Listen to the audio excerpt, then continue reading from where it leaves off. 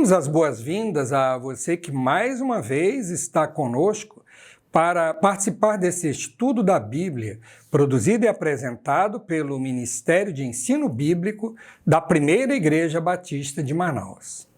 Nossa gratidão a Deus por sua palavra, que nos orienta e guia para seguirmos o caminho correto. Que o Senhor nos abençoe hoje enquanto abrimos e lemos a sua palavra. Continuamos estudando as cartas do apóstolo João. Começamos no início do ano e pretendemos seguir até o final de março nesses textos tão preciosos. Por favor, mantenha a sua Bíblia aberta durante o estudo, porque é de fundamental importância conferir aquilo que está sendo dito.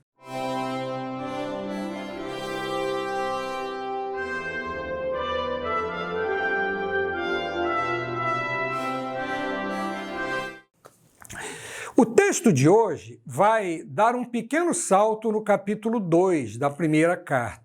Nós vamos ler hoje dos versos 18 a 27, que dizem o seguinte: Filhinhos, esta é a última hora. E como vocês ouviram que o anticristo vem, também agora muitos anticristos têm surgido. Por isso sabemos que é a última hora. Eles saíram do nosso meio, mas não eram dos nossos, porque se tivessem sido dos nossos, teriam permanecido conosco.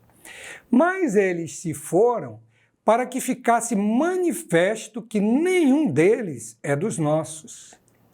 Mas vocês têm a unção que vem do Santo, e todos têm conhecimento.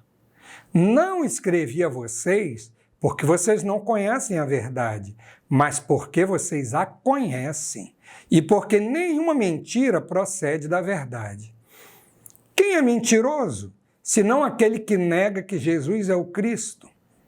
Este é o anticristo, o que nega o Pai e o Filho. Todo aquele que nega o Filho, esse não tem o Pai. E aquele que confessa o Filho, tem igualmente o Pai. Permaneça em vocês o que vocês ouviram desde o princípio. Se o que ouviram desde o princípio permanecer em vocês, também vocês permanecerão no Filho e no Pai. E esta é a promessa que Ele mesmo nos fez, a vida eterna. Isto que acabo de escrever para vocês é a respeito dos que estão tentando enganá-los. Quanto a vocês, a unção que receberam dele permanece em vocês e não precisam que alguém os ensine. Mas como a unção dele os ensina a respeito de todas as coisas e é verdadeira e não é falsa, permaneçam nele como também ela ensinou a vocês. Vamos relembrar as lições anteriores. João trata, neste segundo capítulo, de 3 maneiras de comprovar que uma pessoa de fato pertence a Jesus. Já vimos as 2 primeiras. Elas funcionam como testes para a vida cristã, da mesma maneira que nós testamos uma lâmpada ou um aparelho elétrico para ver se eles estão funcionando antes de comprá-los. O primeiro deles foi o teste moral, o teste da obediência. Quem é de Deus, obedece à sua palavra. Quem não é de Deus, não faz a vontade de Deus. Pelo contrário, pratica as obras das trevas. O segundo foi um teste social, o teste do amor. Aquele que ama o próximo, demonstrando o seu amor por meio de ações concretas, mostra que está na luz. Aquele que não ama, como diz o apóstolo, não conhece a Deus, porque Deus é amor. Hoje nós chegamos então ao terceiro teste. Este é um teste doutrinário. Podemos chamá-lo de o teste da fé. O texto lido pode ser dividido em 3 partes. Dos versos 18 a 21, João faz uma diferenciação entre os hereges e os verdadeiros cristãos. Nos versos 22 e 23, ele trata de definir o conteúdo e os efeitos da heresia dos falsos mestres. E, finalmente, do verso 24 ao 27, o apóstolo apresenta duas salvaguardas contra a heresia, considerando que os seus leitores já as possuem. Precisamos começar definindo o que é fé dentro deste contexto de João. Fé tem dois sentidos diferentes e complementares na Bíblia. Um é subjetivo e o outro é objetivo. O primeiro refere-se ao ato de crer, conforme definido lá na carta aos Hebreus, capítulo 11, versículo 1. Fé é a certeza das coisas que se esperam, a convicção de fatos que não se veem. A fé bíblica é o ato de crer em Deus e em sua palavra como a verdade. Ela é subjetiva porque depende de uma decisão de cada indivíduo. O outro sentido da palavra fé tem a ver com o conteúdo daquilo em que nós cremos. Temos a sua definição no terceiro versículo da pequenina carta de Judas, que diz assim: Amados, quando eu me empenhava para escrever-lhes a respeito da salvação que temos em comum, senti que era necessário corresponder-me com vocês para exortá-los a lutar pela fé, que uma vez por todas foi entregue aos santos. Essa fé é objetiva, porque é o conteúdo da Bíblia Sagrada, que não pode ser alterado. É neste sentido que João apresenta a prova da fé como requisito para distinguir o verdadeiro cristão do herege. O texto começa dizendo que esta é a última hora. João diz a mesma coisa duas vezes para enfatizar este ensino. A última hora foi inaugurada com o ministério de Jesus Cristo na terra e vai terminar com a sua segunda vinda.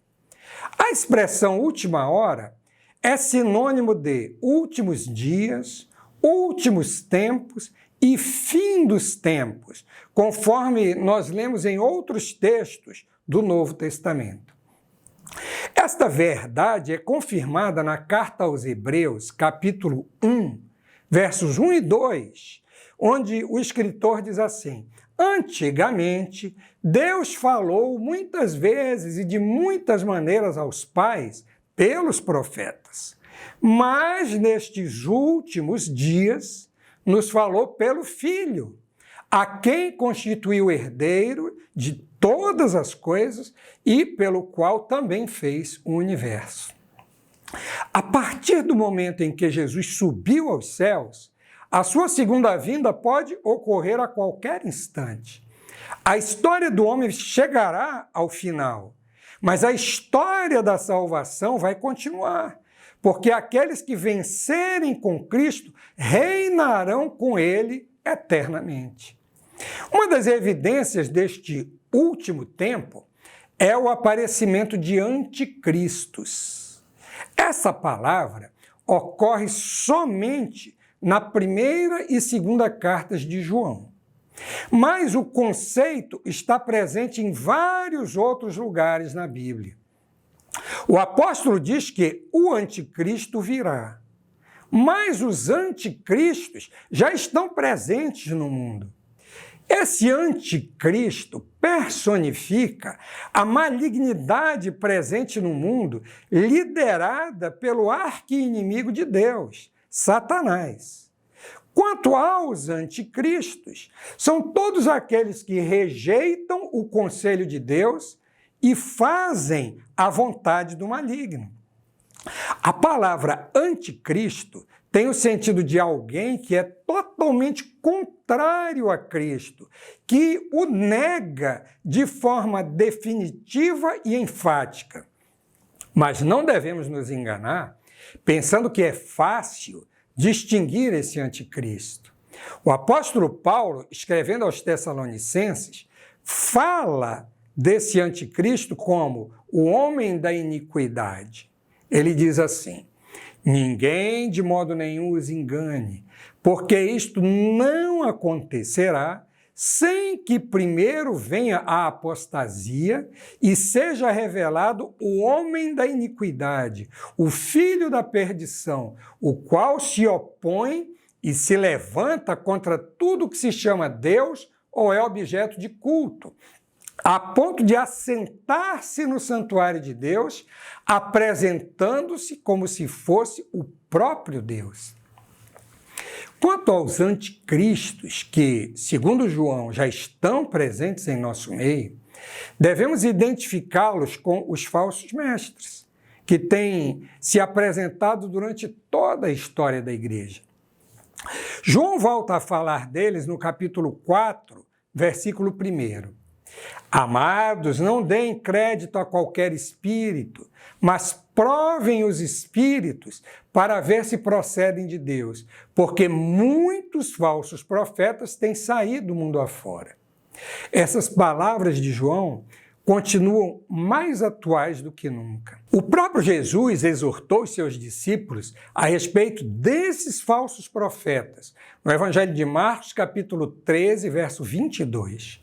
Porque surgirão falsos cristos e falsos profetas, operando sinais e prodígios para enganar, se possível, os próprios eleitos. Uma das características desses falsos mestres é que eles saíram de dentro da própria comunidade cristã. Isso nos ensina a respeito da doutrina da perseverança dos salvos. É preciso compreender, conforme Jesus ensinou em Marcos capítulo 13, verso 13, que aquele, porém, que ficar firme até o fim, esse será salvo. Isso não significa que a salvação é um prêmio pela perseverança, mas que a perseverança é uma característica inerente aos salvos. Por isso, João diz que, se aqueles mestres fossem verdadeiramente dos nossos, teriam permanecido conosco. Os que pulam fora é porque nunca experimentaram de fato a fé, mas somente tiveram um contato superficial com ela. Pelo fato de terem estado em contato com a igreja, os falsos mestres têm um ensino que pode ser parecido com os ensinos bíblicos. Por isso, eles também são capazes de enganar algumas pessoas, às vezes da própria igreja, fazendo-os pensar que as suas doutrinas são sadias.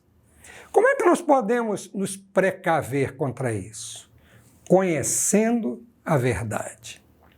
João, então, passa a fazer a distinção entre esses falsos mestres e os seus filhinhos. A distinção que precisamos lembrar é mais profunda. É entre os que estão na luz e os que estão nas trevas, entre os filhos de Deus e os filhos do diabo. Ele escreve então no verso 20: mas vocês têm a unção que vem do santo, e todos têm conhecimento. Os leitores de João são leais para com a verdade porque possuem a unção. O óleo da unção, que era usado nos reis, sacerdotes e profetas lá no Antigo Testamento, era uma figura do Espírito Santo que habita naqueles que vivem na luz. No Evangelho de João aprendemos que todo aquele que crê recebe o Espírito Santo, mas quem não tem o Espírito não pertence a Cristo. João capítulo 14, versos 15 a 17. Se vocês me amam, guardarão os meus mandamentos, e eu pedirei ao Pai, e ele lhes dará outro Consolador, a fim de que esteja com vocês para sempre. É o Espírito da verdade que o mundo não pode receber, porque não o vê nem o conhece.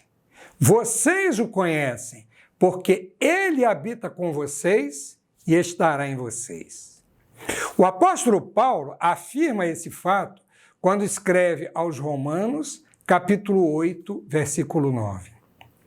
Vocês, porém, não estão na carne, mas no Espírito, se de fato o Espírito de Deus habita em vocês. E se alguém não tem o Espírito de Cristo, esse tal não é dele.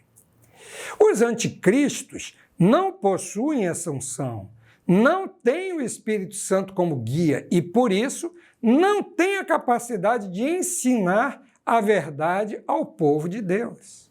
Mas o povo de Deus possui a unção do Santo e é capaz de discernir entre o verdadeiro e o falso. João faz uma ressalva. Ele não está dizendo que os seus leitores ignoram esses ensinos. Mas então, será que a sua carta seria desnecessária? João faz questão de dizer que escreve porque os seus leitores conhecem tudo isso. Isso é muito interessante, nós devemos lembrar que os falsos mestres alegavam ter um conhecimento superior. Mas João diz que os verdadeiros discípulos de Jesus de fato conhecem, ou seja, têm o conhecimento da verdade. A vida cristã é dinâmica e cada um de nós precisa estar sempre lembrando daquilo que aprendeu para não sermos levados por qualquer vento de doutrina. Por isso devemos sempre voltar às Sagradas Escrituras e relembrar o que foi escrito para nós, mesmo que já tenhamos plena certeza daquilo que cremos. João diz que nenhuma mentira procede da verdade. Por quê? Quando conhecemos a verdade, não sai da nossa boca qualquer ensino enganoso. Por outro lado, quando nós conhecemos a palavra de Deus, é muito fácil identificar a mentira, muitas vezes travestida de verdade. Qualquer ensino que contradiz a Bíblia Sagrada deve ser rejeitado. Não podemos nos deixar levar pela astúcia daqueles que torcem os ensinos sagrados para levar qualquer tipo de vantagem. João se dedica ainda a mostrar os efeitos das heresias no coração de quem as abriga. No verso 23 ele diz: todo aquele que nega o Filho, esse não tem o Pai. E aquele que confessa o Filho, tem igualmente o Pai. Os hereges diziam ter um conhecimento mais elevado de Deus, mas negavam a divindade de Jesus e a sua filiação a Deus.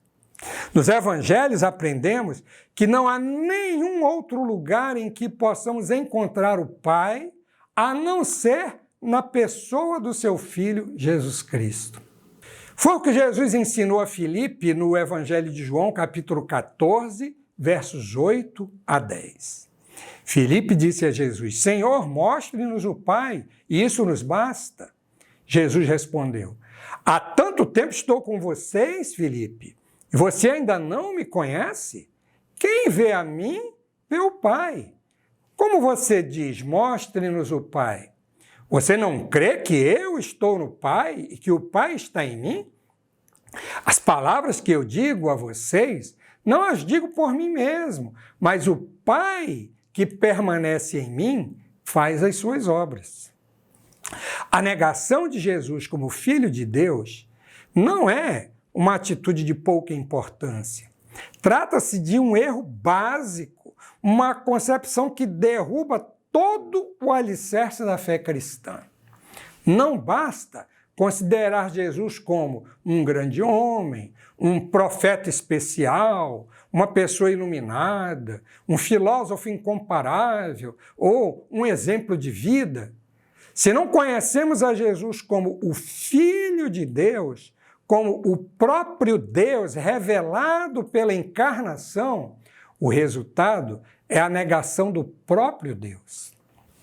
Na maior parte dos textos de hoje, dos versos 22 a 27, João trata de duas salvaguardas que devem ser levadas a sério para que os seus leitores sejam protegidos dessas heresias. A primeira delas está no verso 24. Permaneça em vocês o que vocês ouviram desde o princípio. Se o que ouviram desde o princípio permanecer em vocês, também vocês permanecerão no Filho e no Pai. O que eles ouviram desde o princípio foi a mensagem original pregada pelos apóstolos. Essa mensagem não mudou e nem vai mudar. O cristão não deve ficar por aí correndo atrás de novidades, porque ele tem a doutrina sadia à sua disposição. O conteúdo do Evangelho não é difícil de entender e nem de explicar. O mais difícil é permanecer nele, porque muita gente prefere correr atrás dos falsos mestres, como escreveu Paulo a Timóteo, pois virá o tempo em que não suportarão a sã doutrina. Pelo contrário, se rodearão de mestres segundo as suas próprias cobiças, como que sentindo coceira nos ouvidos. A segunda salvaguarda que João nos fala está no verso 27. Quanto a vocês, a unção que receberam dele permanece em vocês e não precisam que alguém os ensine. Já vimos que essa unção se refere à pessoa do Espírito Santo que habita em todo crente. O Espírito é o fiel da balança para garantir que estamos no caminho certo. Devemos lembrar que o Espírito Santo foi enviado por Deus para estar conosco para sempre. Ele jamais se ausenta de nós.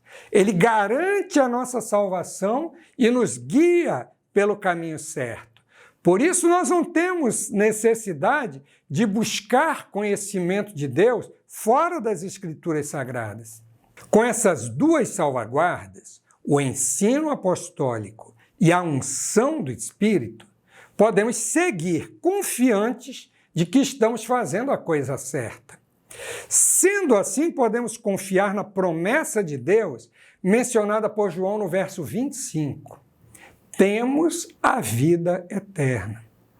Aqueles que tentam enganar os incautos perdem a oportunidade de ter comunhão com o Pai e, ao mesmo tempo, perdem a chance de viver a vida eterna. Não devemos esquecer que o pai da mentira é o diabo. Quem ensina o erro é seu filho e jamais pode ter comunhão com Deus. Ao chegar ao final desta exposição, desejamos desafiá-lo a experimentar esses 3 testes: o teste da obediência, o teste do amor e o teste da fé. Se formos aprovados, seremos capazes de andar na luz. O nosso desejo é que cada um de nós aprenda a alimentar a cada dia a sua fé com o conhecimento e a prática da palavra de Deus. O mundo de hoje, infelizmente, continua cheio de vozes contrárias a Deus. Muitas delas se fingindo de conhecimento verdadeiro. O inimigo continua a tentar atrair a nossa atenção e desviar o nosso pensamento do temor ao Senhor. Estejamos, portanto, conscientes e prontos para reconhecer as verdadeiras palavras do Senhor. Que Ele nos abençoe e nos conceda um domingo abençoado na sua presença.